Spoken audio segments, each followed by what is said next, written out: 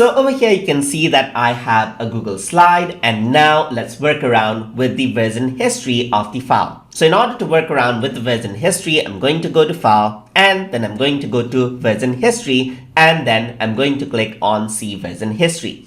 That's one way to access version history, and the other way is to go around onto this area right here. It says last edit was done seconds ago, and the text might change depending on what you're doing with the slide. So once I click on this, I can access the version history as well. So I can see that this is the change that I made. If I were to click on other one, you can see that Sunday I made a change, and then Thursday I made a change as well. The changes made by other users are marked in a different color, as you can see right here. So all of the changes that I made is in green, while from the other user it's purple.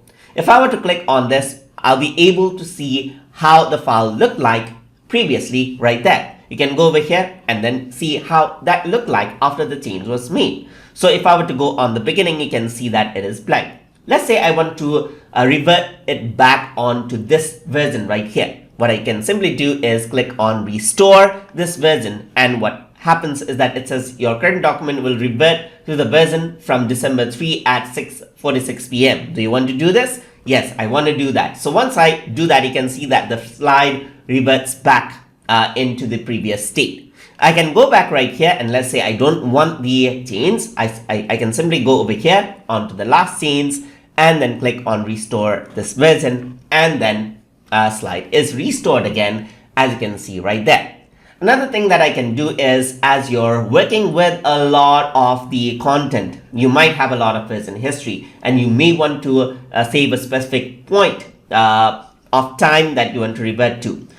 In order to make it easy, what you can do is you can name the version. You can see that you can make a copy of the version as well, or you can name the version right here. So I'm just going to say design 1. So this is the version history that I want to work with.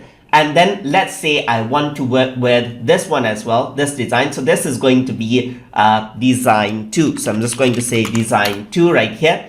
And I can go ahead, and then what I can do is I can go back. I can also rename the current version by clicking on name current version right here. So what I can do is design 3 right over here. If I want to duplicate a version, then what I can do is I can go back onto the version menu. Let's say I want to duplicate this. I'm going to say duplicate this. So I'm going to say make a copy. And then what I can do is I'm going to say this is going to be design 1.2. Let's say, for example. So what I can do is I can copy the version and create a new file entirely out of it as well, if I want to do so. So you can see that a copy has been created. So now what I can do is, once I name them, I can hide the ones without the naming. So I can just turn this off, and you can see that only the version with the naming appears. So I can go to design 2 or design 3 or design 1, as you can see right there.